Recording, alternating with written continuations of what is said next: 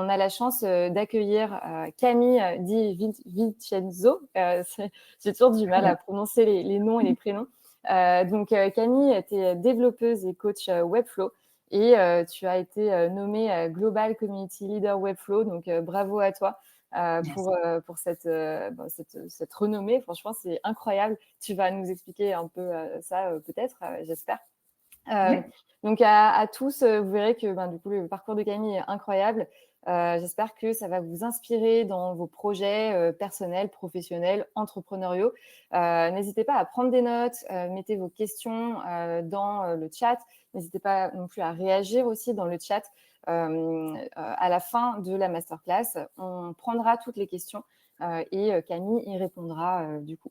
Donc, bienvenue à toi, Camille. Merci d'être là. Merci. Et puis, je te laisse la parole.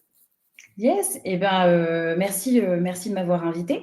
Donc bonsoir à tous. Bon, comme les filles l'ont dit, moi je m'appelle Camille Di Vincenzo. C'est vrai que mon nom peut être un peu difficile, il est italien. Pour l'anecdote, ouais, je suis à moitié italienne et à moitié antillaise. Donc j'ai le nom de famille et les origines antillaises en tout cas. Ouais. J'ai un nom de famille italien aussi, c'est marrant. Ouais, je trouve ça très beau, hein, ceci dit. Ouais, c'est très beau, je suis d'accord. Je suis d'accord. C'est ça. Donc effectivement, je vais vous parler digital, de no-code aujourd'hui. Je suis spécialiste de Webflow, donc il y aura un petit focus sur Webflow. Et après, vous aurez du temps pour cette partie questions-réponses. Je propose que je commence. Eh ben, on te laisse la scène, elle est à toi. Donc, on va partir de la scène et puis t'afficher. Yes, c'est parti. Tout de suite. Ok, donc le grand nom de cette présentation, c'est le digital, le no-code et l'entrepreneuriat en tant que femme, puisque c'est vrai que le digital, le no-code, la tech, de manière générale, c'est quand même un domaine masculin. Donc, l'idée, c'était de parler de ça aussi ce soir. C'est parti. Ok, je vais commencer par me présenter pour ceux qui me connaissent pas, qui connaissent pas mon parcours. Je vais vous parler de pourquoi je me suis spécialisée sur Webflow, puisque le no-code, c'est quand même assez vaste, il y a plusieurs outils, sauf que moi, je suis une spécialiste de Webflow. Pourquoi je me suis lancée en tant que freelance, comment je me suis lancée dans ce domaine-là, et qu'est-ce que c'est d'être une femme dans ce domaine. Alors, on va commencer par moi-même. Du coup, Camille Di Vincenzo, vous l'avez compris, je crée des sites internet. Donc, Webflow, c'est un outil vraiment de création de sites web. Ma deuxième casquette, c'est les stratégies SEO, puisque je suis aussi spécialisée dans le référencement naturel. En réalité, le SEO, pour ceux qui ne savent pas, je vais juste faire un petit rappel, c'est l'optimisation d'un site internet ou une web app ou autre, qui permettent de ranker vraiment dans les résultats de recherche sur un moteur de recherche comme Google. Pourquoi je me suis aussi spécialisée là-dedans ? En fait, le SEO est composé de trois grands axes, qui est l'axe technique, l'axe contenu et l'axe de popularité. Et l'axe technique, en fait, il va avec la création d'un site web. Donc, dans tous les cas, je n'avais pas le choix. Si je voulais créer du site web, il fallait au moins que je connaisse un des piliers du SEO. À côté de ça, je suis coach en incubateur d'entreprises, de start-up en France et dans les dom-tom de manière générale. Et plus récemment, donc, j'ai été nommée Global Leader Webflow. Donc c'est surtout de l'animation de communauté. Et ça, c'est plutôt chouette parce que c'est une belle reconnaissance effectivement des équipes de Webflow qui sont à San Francisco. Et l'animation de communauté, c'est plutôt chouette. Voilà, c'est le bon côté des choses. Ça nous permet, puisqu'on est 5 dans l'équipe, dont Elina, que vous avez déjà eu aussi, vous avez pu écouter pour certains, en tout cas, il y a quelques semaines. Ça nous permet justement de créer des événements, mais des événements un peu sympas, où on se retrouve autour soit de verre, ou bien on peut se retrouver autour de coworking, ou d'événements plus grands à 100, 150 personnes. Donc, c'est vraiment chouette, ça nous permet vraiment de créer du lien entre nous aussi. Alors, pourquoi Webflow ? Alors, Webflow, c'est assez particulier. Je vais juste revenir en arrière avant de vous spoiler les avantages. Webflow, quand j'ai atterri sur l'outil, j'ai eu un peu comme un coup de foudre. c'est assez particulier puisque l'outil, fait un peu peur. Il peut faire un peu peur, hein, quand on atterrit dessus. Mais, j'ai vraiment eu un coup de foudre. Je travaillais d'abord sur Shopify et sur WordPress comme, beaucoup de gens. Sauf que quand j'ai vu Webflow, j'ai vu tout ce qu'on pouvait faire sur Webflow. Je me suis dit: «OK, c'est l'outil de demain, c'est l'avenir». Pour ceux qui connaissent pas Webflow, je fais un petit rappel. C'est un outil c'est un outil no code, low code même plutôt, on peut rajouter du code dessus, mais c'est, surtout, quasi illimité graphiquement. Donc c'est ça qui peut être très intéressant, notamment quand on veut une grosse image de marque. Pour vous parler des avantages, donc comme je vous l'ai dit, c'est personnalisable au max parce qu'on peut avoir un design sur mesure, ultra personnalisé. C'est un outil qui est plutôt SEO friendly. Donc comme je disais, moi j'ai cette casquette-là en plus. Donc on peut quand même gérer pas mal de choses au niveau technique directement sur Webflow en native. Donc c'est assez intéressant. Et après, vous avez quelques applications que vous pouvez connecter à Webflow pour aller plus loin. Ceux qui sont très très chauds en SEO, pouvez encore ajouter des features. Il y a une communauté qui est top, ultra bienveillante et mine de rien, assez vaste. Il y a également une université, alors je ne sais pas si vous avez forcément vu, mais en fait, on peut presque apprendre Webflow tout seul grâce aux vidéos de Webflow. C'est assez impressionnant. C'est-à-dire qu'ils ont on appelle ça vraiment une université, mais ce sont des vidéos avec des tutos. Mais je pense qu'on couvre quasiment tout Webflow.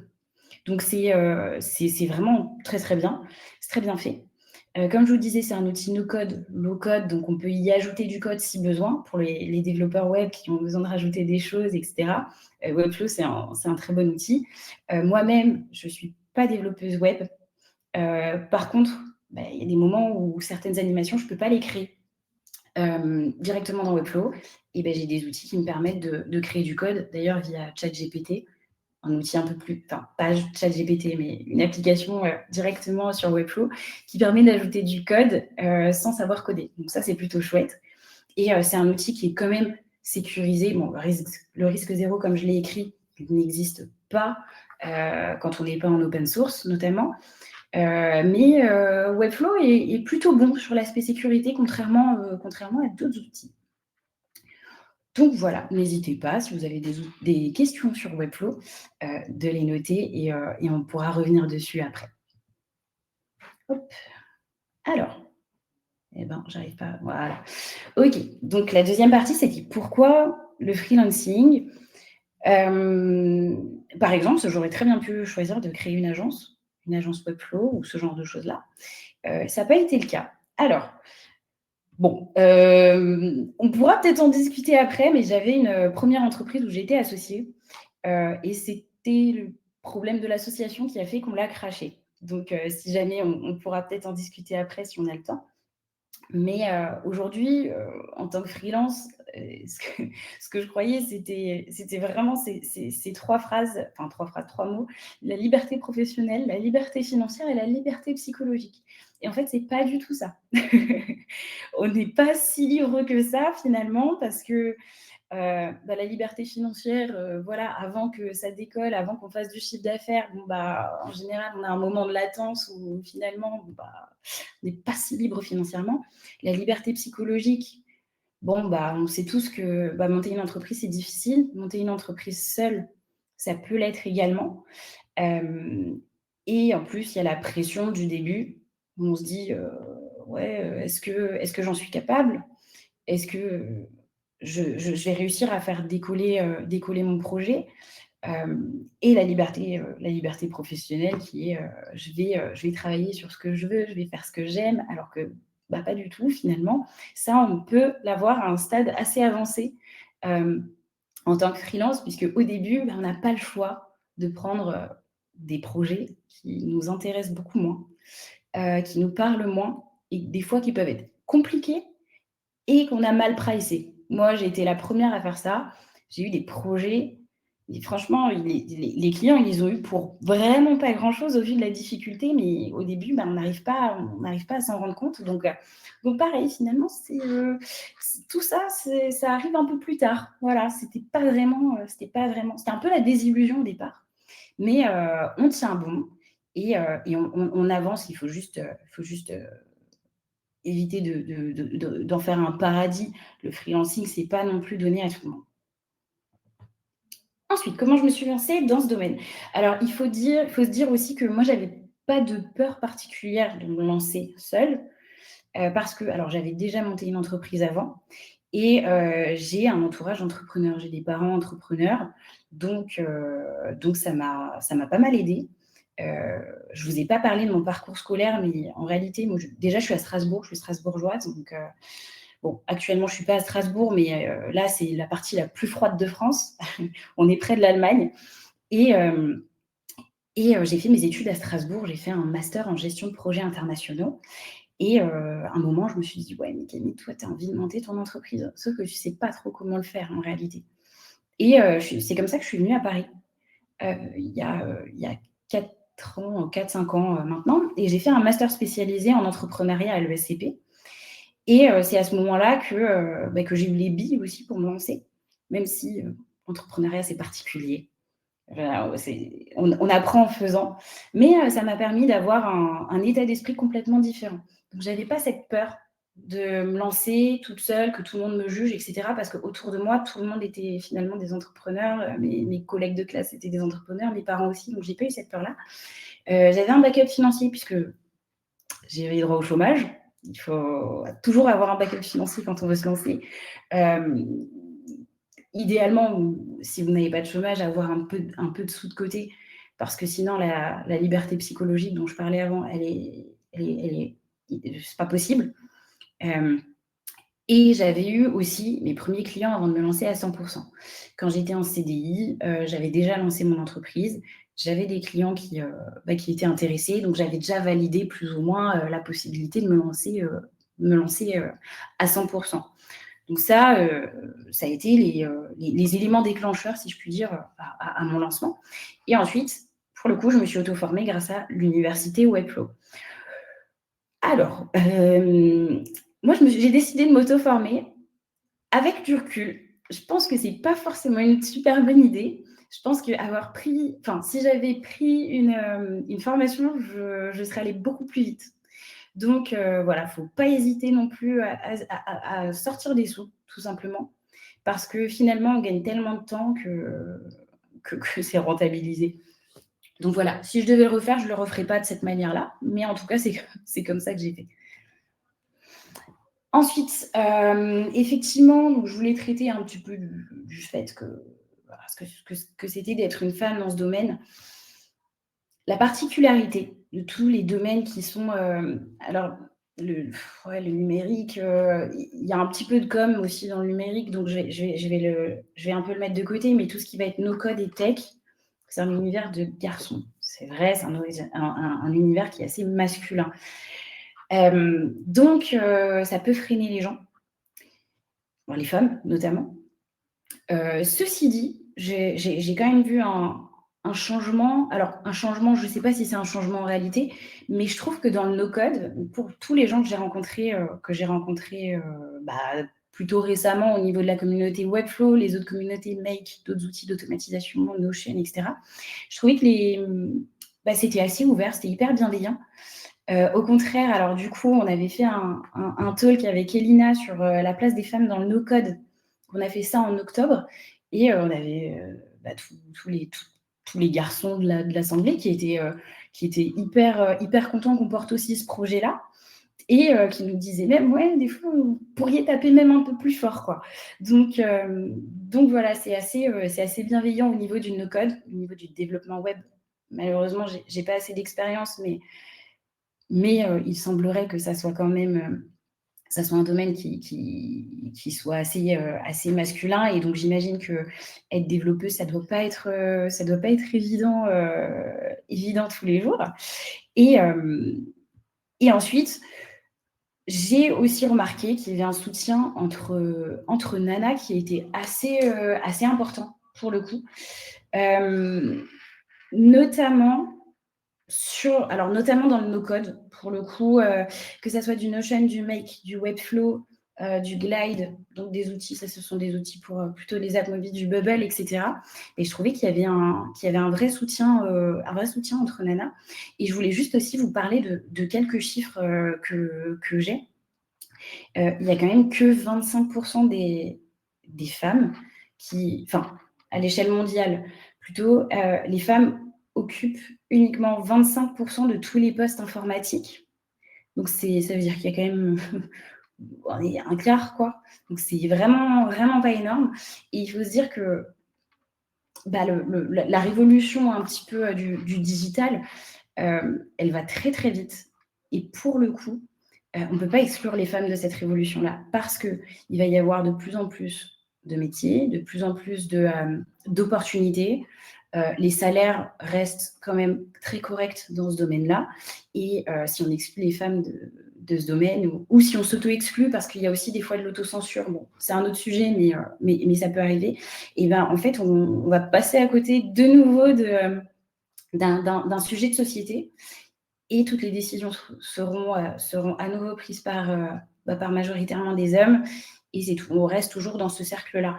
Donc aujourd'hui, je pense qu'il faut, en tant que femme, il faut vraiment prendre sa place dans ce domaine, même si on pense que c'est un domaine masculin. Il y aura toujours des gens qui seront bienveillants et la minorité de femmes nous donnera de la force justement pour avancer ensemble et c'est hyper important aujourd'hui.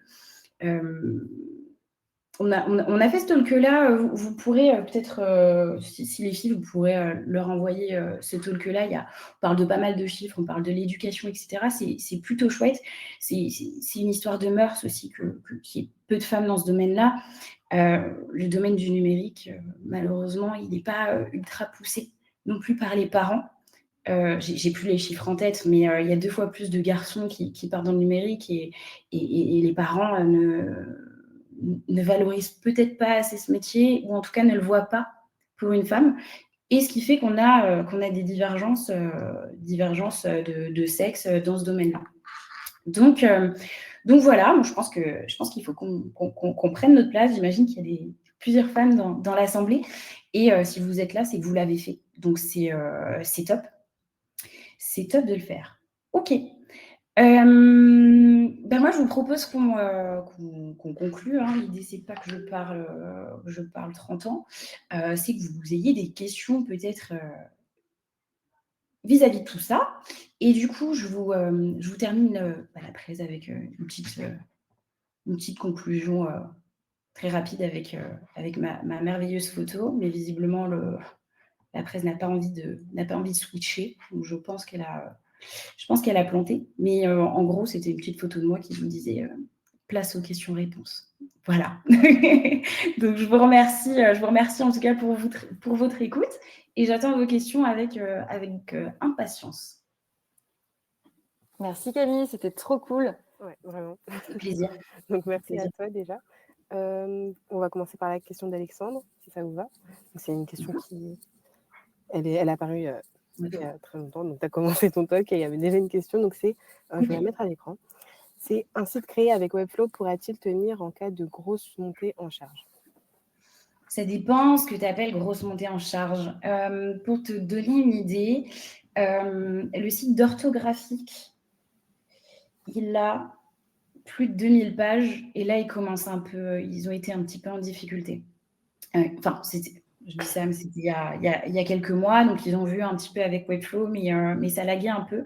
Donc, ça dépend de ce que tu appelles grosse montée en charge. Est-ce que 2000 pages, ça commence à être un petit peu difficile?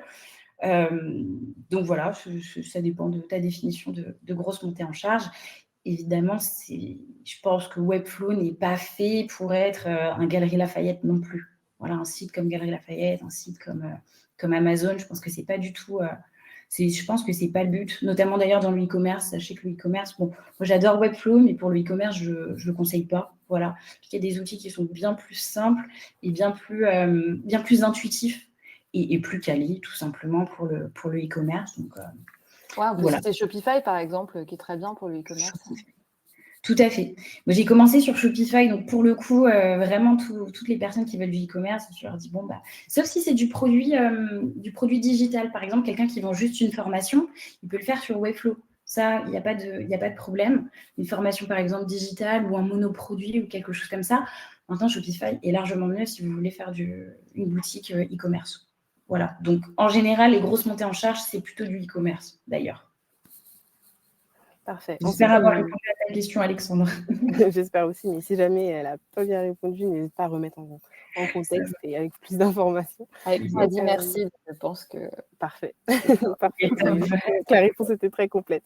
Ensuite, on a une question de Yves, donc je pense que tout le monde se pose la même question, c'est Webflow est-il payant? Donc, est-ce que l'outil Webflow est payant? Tout à fait, Webflow est payant. Tu peux l'utiliser en gratuit. C'est-à-dire que c'est exactement comme tous les outils, il y a un forfait gratuit où on ne peut pas faire grand-chose. Et après, tu passes à la version payante.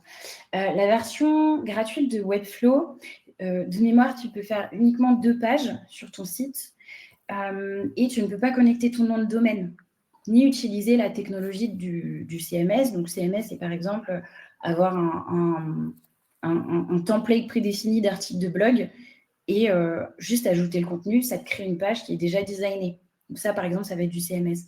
Ou au niveau de la création d'un produit sur du e-commerce, toutes les pages produits se ressemblent, mais on ne crée pas à chaque fois une nouvelle page par produit et on design la page. Non, on a un template et on le remplit. Donc ça, ça s'appelle le CMS. On ne peut pas l'utiliser sur Webflow en version payante. Donc tu peux faire une landing page, par exemple, pour promouvoir quelque chose. Ça, c'est quelque chose que tu peux faire en gratuit. Si ça s'appelle xxxx.webflow.io, à la rigueur, ce n'est pas dramatique, mais sinon, ça devient payant. C'est entre 14 et 40 $ par mois, en fonction de ce que tu recherches. Parfait. J'espère aussi que ça a répondu à ta question, Yves. Ensuite, on va passer à la question de Frédéric, que je vais afficher à l'écran, qui est avec Webflow, où est hébergé le site et le serveur, quelle bande passante? Oui, alors Webflow, c'est hébergé aux États-Unis. Donc, tout ce qui sera, si tu as un enjeu de cybersécurité, moi, je ne le conseille pas spécialement non plus Webflow. Dans le sens où j'ai déjà accompagné des projets qui avaient des enjeux vraiment d'analyse de carte d'identité. Donc, fallait vérifier que telle ou telle personne était bien réelle pour pouvoir faire des transferts de colis. Enfin bref, je vous passe les détails. Moi, Webflow, sur des sujets comme ça, je le conseillerais pas trop parce que c'est vrai que les serveurs sont pas forcément ici. Donc, au niveau RGPD, on n'est pas exactement comme il faut. Voilà. Voilà ce que je peux te dire. Mais sinon, je crois qu'ils utilisent... j'arrive jamais à retenir ce nom-là, mais c'est le service d'Amazon, de serveur, d'hébergeur d'Amazon. J'ai jamais ce nom, AWS Service, je crois. Si ça vous parle. Non, moi, ça ne me parle pas, mais on ira vérifier. Ok, ouais, mais c'est ça. Je crois qu'il y a AWS dedans, mais je ne sais pas, c'est peut-être AWS Hosting ou quelque chose comme ça. Oui, voilà, c'est quelque chose comme ça. Mais il passe par eux, ouais.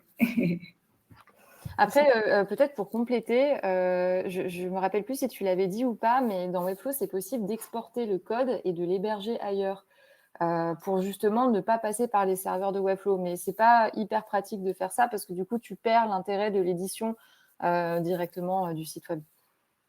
Oui, et alors en fait, tu peux exporter le code, mais il y a des éléments que tu ne peux pas exporter. Il y en a 3, mais là, je vais vous en citer 2 parce que le 3e, pareil, je ne le retiens jamais, mais c'est la search bar. Ce sont les formulaires. Et il y a un 4e, mais qu'on n'utilise jamais, mais aussi pareil, on ne peut pas l'exporter.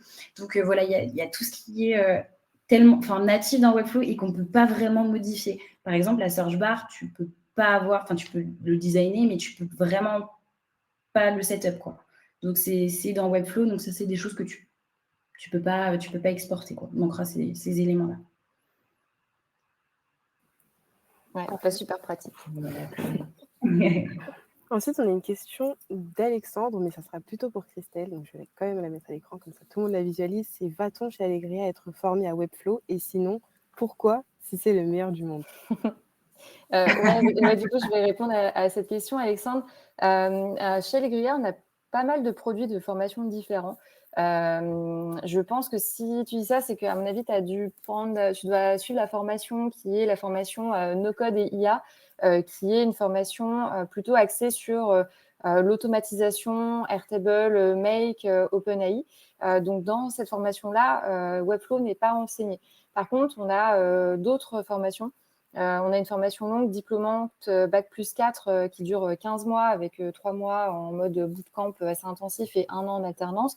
Là, Webflow est enseigné, Bubble aussi, donc ce n'est pas exactement les mêmes outils, même si Make et Airtable en font aussi partie.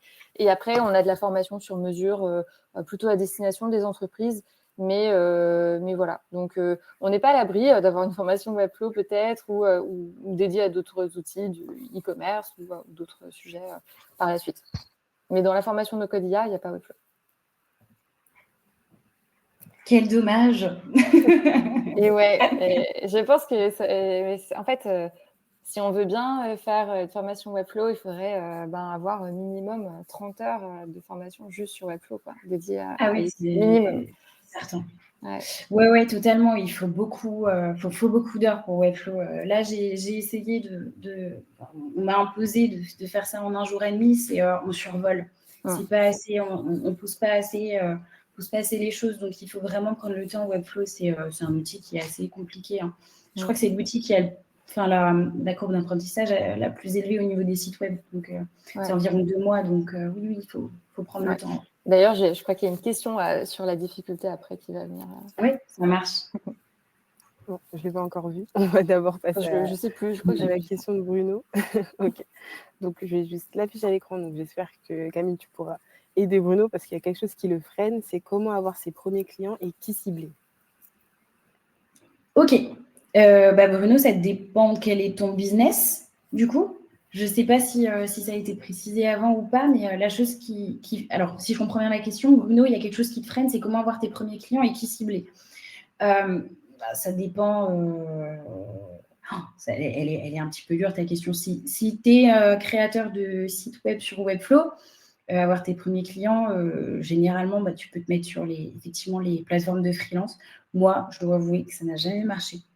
Donc, voilà, ça dépend. Il y a peut-être des optimisations à faire, je ne sais pas, mais moi, ça n'avait pas fonctionné. Mes premiers clients, je les ai eus sur LinkedIn. Parce que, à l'époque, quand j'ai commencé Webflow, c'était déjà il y a un an et demi, du coup. Il y a 1 an et demi, il y avait déjà un peu moins de monde. Donc, on trouvait assez facilement. Mais LinkedIn avait pas mal fonctionné pour moi, notamment en local sur Strasbourg. Ensuite, ça a été le bouche à oreille, vraiment. Pour le coup, j'ai toujours eu des bonnes prestations, donc j'ai à chaque fois été recommandée. On m'avait entendu parler de moi et on revenait vers moi. Donc, moi, je n'ai pas envie de te dire fais une stratégie ultra carrée sur les réseaux sociaux parce que déjà, c'est redondant, tu as déjà dû l'entendre.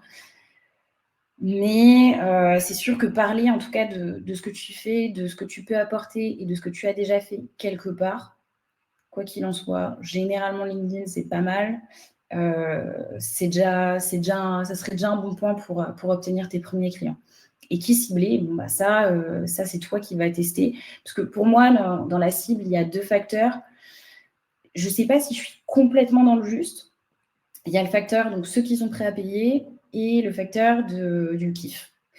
Il faut savoir faire un peu la part des choses et savoir pivoter aussi. Parce que en général, ça peut arriver en tout cas que tes clients idéaux, ceux avec qui tu prends du plaisir à travailler avec eux, c'est pas eux qui ont le plus d'argent. Moi, j'ai toujours ciblé les personnes en reconversion ou les solopreneurs. C'est pas eux qui ont le plus c'est pas eux qui vont me faire manger vraiment sur les sites internet parce qu'ils sont en très petit budget. Je vais plutôt faire de l'accompagnement, etc. Par contre, le facteur kiff, je l'appelle le facteur kiff, il n'y a pas d'autre mot, il est à 100%. Tu vois, donc, ça dépend de ce que tu recherches. Webflow est très utilisé aussi sur les sites de start-up. Donc, par exemple, tu pourrais cibler les start-up. Voilà, c'est une idée. Mais... Une très bonne idée, d'ailleurs.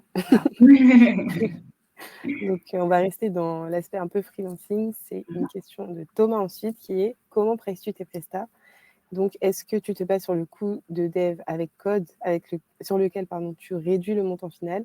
Et est-ce que tu fonctionnes au TGM ou au forfait? Ouais, alors moi, j'ai beaucoup fait à tâtons au début. C'était super difficile pour moi de bien pricer. Même aujourd'hui, je pense que je fais des erreurs. Il y a des moments où je travaille beaucoup plus, où finalement, le tarif n'est pas totalement celui que j'aurais dû avoir. Par contre, moi, ça dépend des prestations. Quand je fais de l'accompagnement, puisque j'ai 2 types de prestations, donc de l'accompagnement, pour les personnes qui veulent créer leur site web eux-mêmes, mais qui ont besoin d'aide parce qu'ils ne savent pas tout faire. Eux, je travaille à l'heure. Donc, j'ai un tarif horaire parce que ça leur permet d'avancer eux-mêmes et de me poser des questions à un moment. C'est aussi très intéressant pour moi parce qu'en général, ce ne sont pas des questions type comment je crée ma barre de navigation. Ce sont des questions toujours un peu plus techniques, donc tu apprends en même temps de ces personnes-là. Donc là, je suis à un tarif horaire. Et sinon, moi, je fais un forfait au niveau des sites web que j'estime en fonction de mon TJM. Voilà. Donc, ouais, c'est un forfait. C'est un forfait. Je trouve que le TJM, il est ultra compliqué. Il est très compliqué. Ça demande de faire quand même des contrats, des machins. Bon, je trouve ça assez complexe. Si des fois, tu prends une demi-journée de plus, ok, mais bon, tu prends la demi-journée de plus aussi parce que peut-être qu'il y a un moment où tu étais un peu moins productive. Donc, moi, j'essaye toujours d'être très juste au niveau des prix aussi. Donc voilà, le forfait, je pense que c'est toujours... tu peux être un peu perdant, mais je trouve que c'est pas mal. On va rester dans l'aspect un peu argent, un peu financier, avec la question de Yann, qui est à propos de backup financier, de combien à la louche a-t-on besoin pour démarrer? Et il a dit merci. Idéalement, moi, je dirais 6 mois, parce que ça peut prendre du temps avant d'avoir ses premiers clients. Alors, même si au début, tu vas peut-être pouvoir réussir à faire des petites prestations, parce que pareil, moi, quand j'ai commencé, je faisais des petits mois, mais au moins, ça me permettait de survivre, si je puis dire. Mais l'idée, c'est qu'il ne faut pas que derrière ton esprit, tu te dises dans 3 mois, je ne peux plus payer mon loyer, qu'est-ce qui se passe, tu vois? Dans 1 mois, je ne peux plus payer mon loyer, comment je fais? Ou je peux juste payer mon loyer, mais je ne peux plus rien faire d'autre. Voilà, c'est pour ça que je trouve que le chômage, il n'y a rien de mieux parce que tu sais que pendant peut-être 1 an ou 2, moi j'avais 1 an et demi, quelque chose comme ça. Enfin, j'ai toujours du coup, puisque quand tu fais du chiffre d'affaires, on ne te le donne pas, mais tu as un backup. Si un jour tu fais un mois à zéro, pour X ou Y raison, en décembre, j'ai eu plusieurs milliers d'euros d'impayés. Bon, j'étais contente. Enfin, personne ne m'a payé en fait. Ils ont tous oublié pour les fêtes de fin d'année. Ils m'ont payé en janvier. Mais j'étais contente d'avoir un backup financier du chômage, tu vois. Même si finalement j'avais de l'argent de côté, mais voilà. Donc moi je te dirais 6 mois, 6 mois de vie moyenne en tout cas. Pas forcément de la vie haut de gamme, mais de la vie moyenne. Ton loyer, vivre et quelques loisirs et voilà. Pas être frustré. On a une deuxième question de la même personne qui est Yann, qui est: pourriez-vous donner les grandes différences entre WordPress et Webflow? Même si Bruno a donné la réponse juste en dessous, mais on va écouter la réponse des Ouais, alors ça dépend parce que WordPress, vous avez 2 possibilités sur WordPress. Vous avez le WordPress dont vous avez accès vraiment en open source. Donc open source, c'est-à-dire que vous avez accès au code. Et donc vous y avez droit en achetant un hébergement sur un serveur. Donc un serveur comme Yonos, One and One. Vous avez sûrement déjà entendu parler de ces serveurs-là, Hostinger, ce genre de trucs-là. En achetant un nom de domaine sur ce serveur, vous avez accès à WordPress gratuitement. Sauf que WordPress, du coup, il arrive avec rien, grosso modo. Donc, vous devez vous occuper de faire la sécurité du site, les sauvegardes, etc. Si aujourd'hui, vous vous lancez complètement et que vous ne connaissez pas WordPress, ça peut être un casse-tête parce que ça veut dire qu'il faut gérer la sécurité de votre site, il faut gérer les sauvegardes, etc. Il ne faut pas se faire hacker parce que WordPress, ça reste l'outil le plus hacké sur le marché. Voilà, donc vous avez cette première partie de WordPress. Vous avez la deuxième qui est le WordPress où vous payez tous les mois, comme sur Webflow. Vous payez 20 à 40 euros par mois de mémoire. Et là, c'est WordPress qui s'occupe vraiment de l'hébergement, de la sécurité, etc. En gros, il y a un problème, c'est pas toi qui es responsable, grosso modo. Et là, il y a un support. Donc là, c'est chouette, vous pouvez chatter en ligne, machin. Et bon, vous avez accès à WordPress de manière générale et de ses applications. Ok, donc déjà, là, vous avez en tête les deux types de WordPress que vous pouvez avoir. La différence entre WordPress et Webflow. Alors, sur WordPress, vous allez utiliser des outils graphiques comme Elementor, Divi, qui vont vous permettre de designer votre site. Généralement, vous l'utilisez parce que WordPress en lui-même n'est pas un outil qui est foufou si vous ne mettez pas des plugins ou des extensions. Vous ne pouvez pas vous amuser dessus. Alors que Webflow, c'est un outil qui va être, je vais dire le mot brut, mais je ne sais pas si c'est le mot exact, mais l'outil brut, vous téléchargez Webflow, vous pouvez vous créer un site, mais de manière presque illimitée graphiquement. Vous pouvez tout utiliser. Donc déjà, ça, c'est la différence. Ensuite, sur WordPress, pour étoffer WordPress, avoir des fonctionnalités, il faut ajouter des plugins ou des extensions. Plus tu ajoutes de plugins, plus tu ajoutes d'extensions, venant d'ailleurs dont on ne sait pas qui, parce qu'il y a plusieurs, il y a vraiment beaucoup de choix. Donc, autant il y a des extensions par Amazon, par exemple Amazon Marketplace, autant il peut y avoir des extensions faites par un développeur qu'on ne connaît absolument pas. Plus vous avez d'extensions et de plugins ajoutés, plus vous pouvez avoir des failles de sécurité où des hackers peuvent venir malheureusement vous chercher des noises. Ensuite, sur Webflow, la différence, c'est qu'avant, il n'y avait pas du tout de plugin de Marketplace. Maintenant, il y en a une. Par contre, vous avez, franchement, je dirais à la louche, maximum 40 plugins et ce sont que des gros outils. Ce sont des outils sérieux, c'est des outils qui sont existants. Ce ne sont pas des développeurs un petit peu dispatchés dans le monde qui ont essayé de faire quelque chose pour vous aider sur WordPress. Non, là, ce sont des outils... les plugins, c'est Tally, Typeform. Voilà, c'est des outils qui sont déjà bien placés sur le marché. Donc voilà, moi, je dirais que la principale différence entre WordPress et Webflow, il va se jouer surtout sur ça. Et je vais peut-être quand même vous préciser que si vous voulez être freelance et que vous voulez créer un site sur Webflow pour un client, la prise en main de Webflow est beaucoup plus simple pour un client parce que Webflow est composé de deux parties. La partie création de site qui peut faire un peu peur avec du langage de dev partout et la partie éditeur, donc qui est pour l'utilisateur de manière générale ou les rédacteurs web, etc. Et ça, franchement, c'est super simple. Alors que WordPress, c'est un casse-tête. Moi, j'ai arrêté au bout de 4 sites. Je me suis dit, j'en peux plus. Les gens n'en peuvent plus parce qu'ils ne savent pas où aller. Il faut à chaque fois les aider, etc. C'est super compliqué. Il y a des onglets partout. WordPress, je le compare souvent à Amazon parce qu'on peut tout faire, mais l'UX, il est dégueulasse. Voilà, c'est le mot. C'est un peu comme Amazon. C'est vraiment, c'est pas beau. Tu trouves rien. C'est pas du tout intuitif. Mais par contre, il y a tout dessus. Voilà. Donc, c'est la principale différence entre les deux. Bon, je pense que Camille n'aime pas trop WordPress, mais on est pas sûr. Non, mais ça s'est adapté pour certaines personnes, ceux qui ont déjà touché WordPress et qui sont à l'aise sur WordPress, ça ne sert à rien d'aller sur Webflow. Mais aujourd'hui, du coup, Webflow, en tout cas, est plus, je pense, est plus performant, plus intuitif, en fait, surtout. WordPress, en tout cas, vous pourrez faire vos pour et vos contre, donc c'est parfait. Voilà. Et ensuite, on a une question de Myriam, j'espère qu'elle va bien s'afficher, parce qu'elle est assez longue. Bon, c'est pas grave, de toute façon, je vais la lire. Donc, juste pour te mettre en contexte, là, elle est en train de monter son site, donc un site pour... Oui, ok. Donc, un site pour son ami sur Webflow, mais ça lui prend beaucoup de temps et elle trouve que Webflow, c'est beaucoup plus complexe que Figma.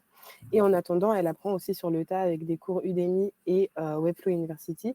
Donc, la question, c'est, as-tu une meilleure plateforme pour apprendre rapidement Webflow? Ah bah, l'université Webflow, hein.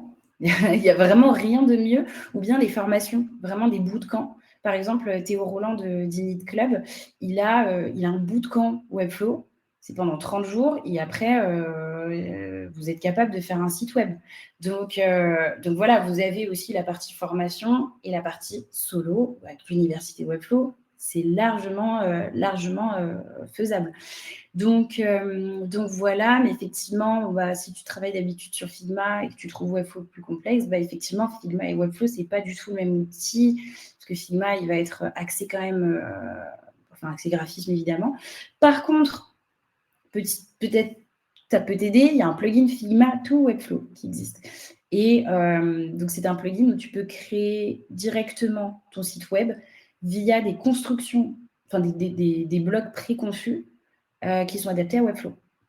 Donc voilà, tu ne peux pas t'amuser comme tu veux parce que ce n'est pas modifiable à l'infini pour le coup, en passant de cette manière-là. Mais par contre, ça existe. Donc, si tu as besoin de faire un site, même un peu plus que basique, un site web, tu peux utiliser Figma ou Webflow. Tu peux essayer en tout cas, ça peut être intéressant. Si tu maîtrises Figma, ça devrait être cool. Parfait. Je suis désolée, je perds ma voix entre-temps. Donc, ensuite, on a une question de Bruno qui est totalement en rapport avec ta présentation. Donc, c'est trop cool et c'est une question que je voulais poser aussi, donc encore mieux, merci Bruno. Donc, tu parles beaucoup du rôle de la femme. As-tu eu beaucoup d'embûches pour y arriver? Alors, en fait, je pense que j'en suis pas consciente. On va dire que je pense qu'il y a plein de choses où on a refusé des collabs ou des choses, peut-être parce que j'étais une nana. En fait, inconsciemment, c'est vrai que on fait plus confiance à un mec sur de la tech. C'est comme ça, c'est inconscient, c'est OK, tu vois. Mais sinon, est-ce que j'ai eu beaucoup d'embûches consciemment, je te dirais non, franchement. C'est-à-dire que je me suis lancée toute seule, je suis allée chercher mes clients et j'en vis aujourd'hui. Donc, je dirais non. Mais peut-être que si je n'avais pas été une nana, je serais bien plus loin aujourd'hui que ce que j'en suis, où j'en suis actuellement. Donc, voilà, c'est difficile de quantifier ça. Donc ensuite, on a encore une question de Diane. Merci d'être aussi actif d'ailleurs. C'est est-ce que vous faites de l'automatisation à partir de Webflow? Alors, à partir de Webflow, non. Moi, j'utilise Make pour faire des automatisations. Après, je peux faire le pont entre Webflow et d'autres outils. Moi, je n'ai jamais utilisé l'automatisation pour Webflow. Pour le coup, j'ai toujours fait des automatisations pour d'autres sujets. Donc voilà, en réalité, non, pas vraiment. Parfait. Ensuite, on a une question de Daniel qui est, je la mets à l'écran quand même.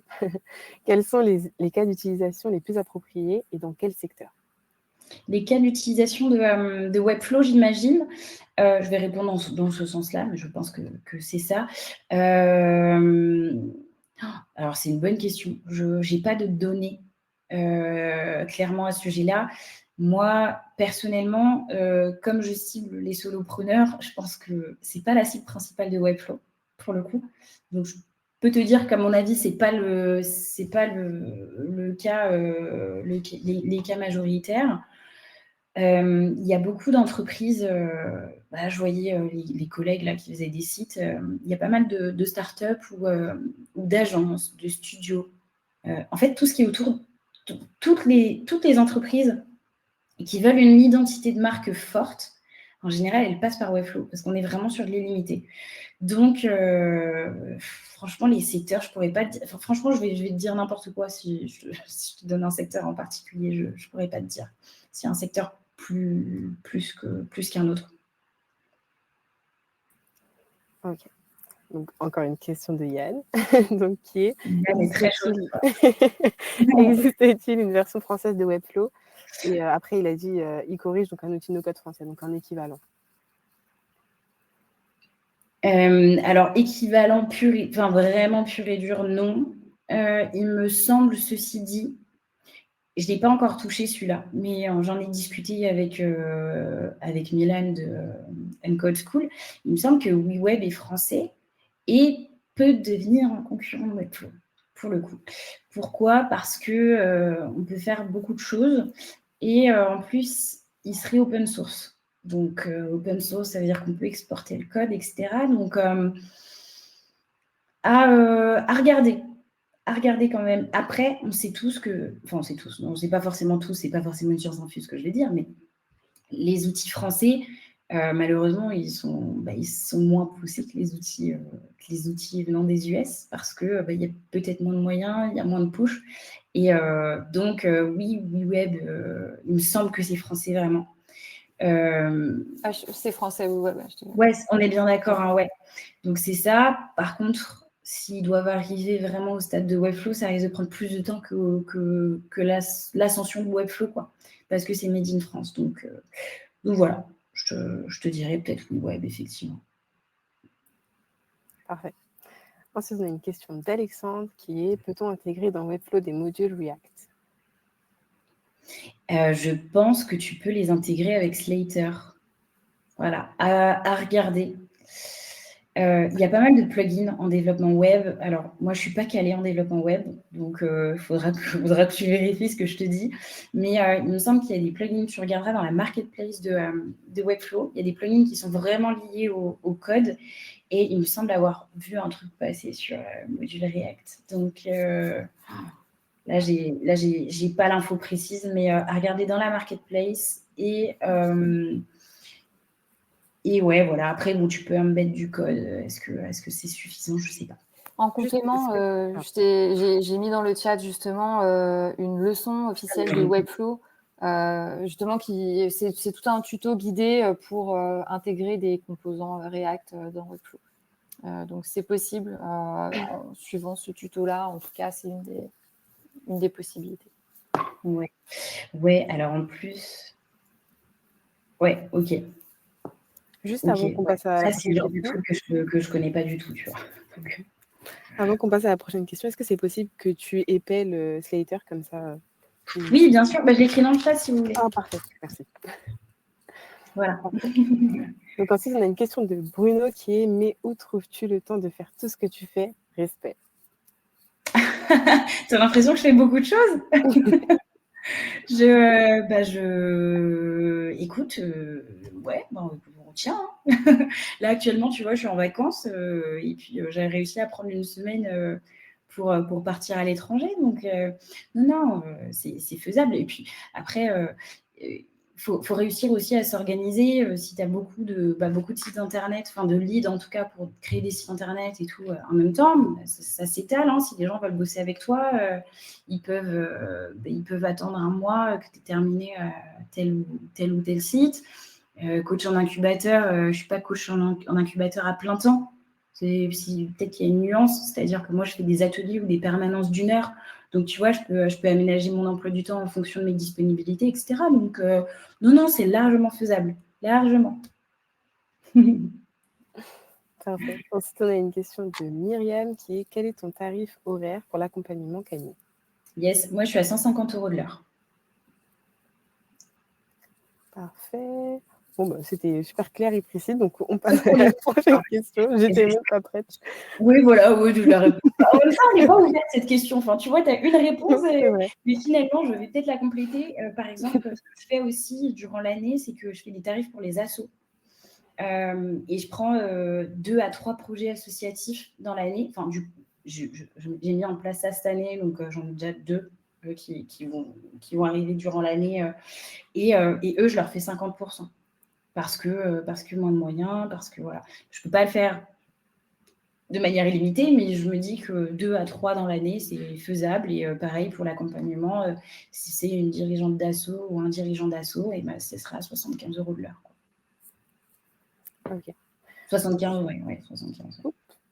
Donc, j'ai mis la question de Frédéric. Donc, est-ce que tu utilises Figma? Alors, j'utilise Figma, mais moi, je ne fais pas de design. Donc, je fais surtout de l'intégration sur Webflow parce que je n'ai pas cette fibre de graphisme. Je ne suis pas une grande créative. Donc, j'utilise Figma pour des sites simples. Pour des sites qui, en fait, il y a certains clients qui ne demandent pas d'image de marque forte. Eux, ils ont besoin d'une vitrine. Dans ce cas-là, je peux le faire par expérience des sites et de ce que j'ai fait auparavant. Par contre, créer une maquette de site pour une start-up qui a une grosse image ou qui veut être vraiment brandée, je ne suis pas capable de le faire. Donc, je n'utilise pas Figma pour ça. Donc ensuite, on a une super longue question. Et je tiens à dire que je ne déteste personne, même si ta question est super longue, mais je vais la lire jusqu'au bout. Donc, est-il plus simple de gérer un CRUD multiple sur Webflow que sur d'autres outils, Software, Glide, Bubble? Explication détaillée. Un utilisateur appartient à plusieurs structures, mais n'a pas forcément le même rôle dans chaque structure. Attends, je vais la relire. Bien un crime multiple sur Webflow que sur d'autres outils. OK. Donc, en gros, tu as un utilisateur qui est dans plusieurs structures, mais n'a pas forcément le même rôle dans chaque structure. OK. Alors, je ne sais pas si ça va répondre exactement à ta question, mais en fait, Webflow, en plus, ils ont remanié tout ce qui était rôle des utilisateurs dans Webflow. Et chaque utilisateur peut avoir un rôle en particulier et peut toucher uniquement un endroit en particulier du site, si tu le veux. Et peut... Alors, par exemple, imaginons le rédacteur web, c'est lui qui va être en charge de créer la page d'article de blog. Ok, il aura accès uniquement à, du coup, à la partie de création là-dessus. Et lorsqu'il va valider ce nouveau template, c'est pas forcément lui qui aura le rôle de publication. Donc, c'est-à-dire que ça va passer, par exemple, par le web designer ou le webmaster qui va repasser derrière et qui va valider, ou le directeur de projet qui va valider pour permettre justement que chaque utilisateur ayant chaque rôle ne puisse pas toucher à tout le site. Je ne sais pas si ça répond à ta question. Non, n'hésite pas à le dire dans le chat.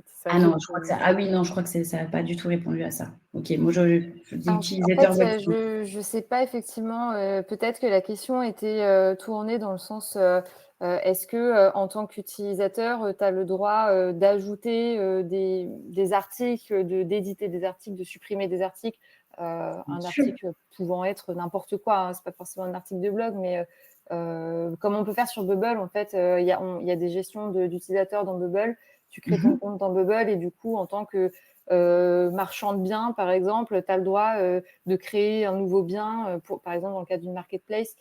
Mais Webflow n'est pas fait pour faire des marketplaces ou ce genre de choses. Donc, en fait, nativement, tu peux rajouter des outils, par exemple, comme MemberStack ou autres, qui vont permettre de gérer des rôles et des permissions à l'intérieur même de l'application. Du coup, le site web se transforme en web app. Mais nativement, c'est plus un usage site web sans CRUD, en fait, directement.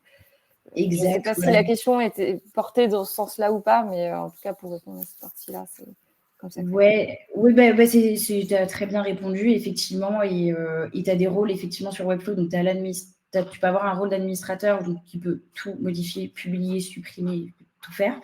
Et tu peux avoir les éditeurs qui vont pouvoir uniquement rajouter du contenu, donc du CMS, des produits, des articles de blog, ce que tu veux. Et tu as, je crois que tu as le commentateur aussi, un truc comme ça. Ça, c'est des nouvelles features que je n'ai même pas utilisées, mais tu peux avoir des gens qui peuvent juste mettre des commentaires, par exemple. Donc, là, je vois qu'il est 19h pile, donc on va prendre une ou deux questions max. On va d'abord prendre celle de Myriam. On va essayer de la traiter vite. Je vais essayer de lire vite pour nous. Donc, est-ce que tu sais si c'est possible de faire une vidéo background sur landing page, donc sur une landing page, avec son sur Webflow? Sinon, il y a encore des petites limitations sur Webflow.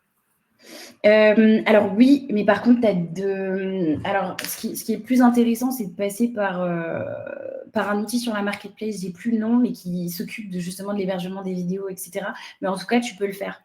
Tu peux mettre des vidéos background sur la landing avec du son. Tu vois, là, tu me poses une question. Je ne sais pas t'y répondre sur le son. Je ne l'ai jamais fait avec du son. C'est une très bonne question. J'ai fait un cas d'usage, mais je crois je l'ai fait la semaine dernière, mais il n'y avait pas de son sur la vidéo. Donc, je ne pourrais pas te dire. Mais sinon, dans la marketplace, il y a un outil qui fait que de la vidéo background. Donc, il y a peut-être moyen que cet outil-là s'occupe de tout ce qui est son. Oui, là, je n'ai pas la réponse pour le coup.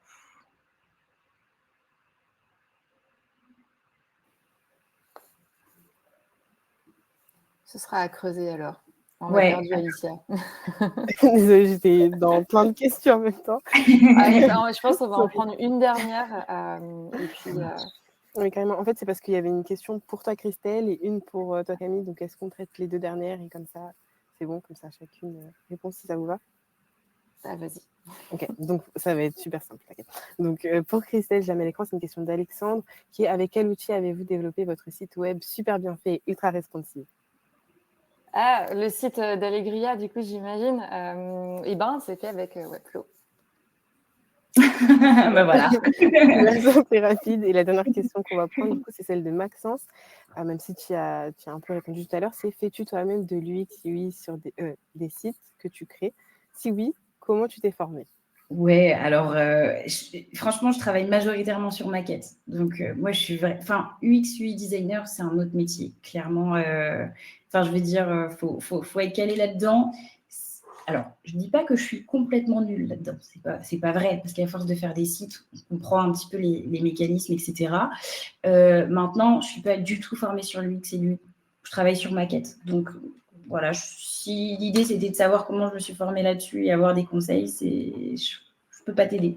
Ceci dit, tu peux peut-être regarder sur Domestika, il y a toujours des micro-formations qui sont peut-être sur l'introduction au code. Il y a sur Figma et sur l'UX et l'UI. En tout cas, je les ai vus passer. Donc voilà, ça peut être des petites intros en tout cas à ces sujets-là. Mais pareil, hein, c'est un métier à part entière. Je veux dire, on ne pourra jamais être expert de tout, je pense en tout cas. Donc voilà, n'hésite pas à faire une petite formation. Et si jamais il y a vraiment besoin d'une expertise très forte en UX UI, de rajouter dans ton devis une presta, c'est du designer. Moi, c'est ce que je fais. Parfait. Donc, il est 19h03. J'ai vu qu'il y avait encore d'autres questions, mais n'hésitez pas à poser à Camille directement vos questions sur LinkedIn. Je ne sais pas si c'était OK. Pas de souci. D'accord. Donc, n'hésitez pas à lui parler sur LinkedIn ou même prendre ses réseaux sociaux. Donc, il n'y a pas de souci avec ça. Et même moi, vous pouvez poser vos questions et j'essaierai de transmettre si jamais vous ne voulez pas lui demander directement sur LinkedIn. Il n'y aura pas de souci avec ça. Et je les ai notés au cas où. Donc, voilà, je pense qu'on peut conclure. Il est déjà 19h03. On a 3 minutes de retard, mais au moins, c'était pour la bonne cause. Et je suis d'accord, Bruno, c'est trop court 1 heure parce que vraiment, ça passe trop vite, surtout quand on a des bonnes prestations comme ça. Donc, merci Camille, en tout cas. C'était incroyable. Et vraiment, même tes réponses aux questions, elles étaient constructives et ça allait droit au but, donc c'est trop cool. Donc, j'espère sur ta vidéo background avec son. Voilà, ça, je. On si ça se trouve, je l'ai fait, hein, mais j'ai pas le. Tu vois, je pense pas l'avoir fait, mais si ça se trouve, il y avait du son, je m'en suis jamais capté. Voilà. Des fois, les questions aussi simples sont difficiles d'y répondre parce qu'on n'a pas fait attention. Voilà. En tout cas, merci beaucoup. Et je vois que vous me dites merci, mais merci à vous d'être présents. Vraiment, ça nous fait plaisir et même que vous réagissez, donc c'est trop cool. Et d'ailleurs, je vous invite à faire comme Studio Style Design, à demander vos Discord, comme ça vous pouvez échanger entre vous puisque vous parlez là dans le chat. Donc voilà, je vous invite à faire ça. Et merci à vous en tout cas, merci et bonne soirée. Et bientôt bon week-end parce qu'on n'est pas vendredi. Donc voilà, merci Christelle et merci Camille. Merci à tous, merci pour l'invitation. Merci à tous, bonne soirée.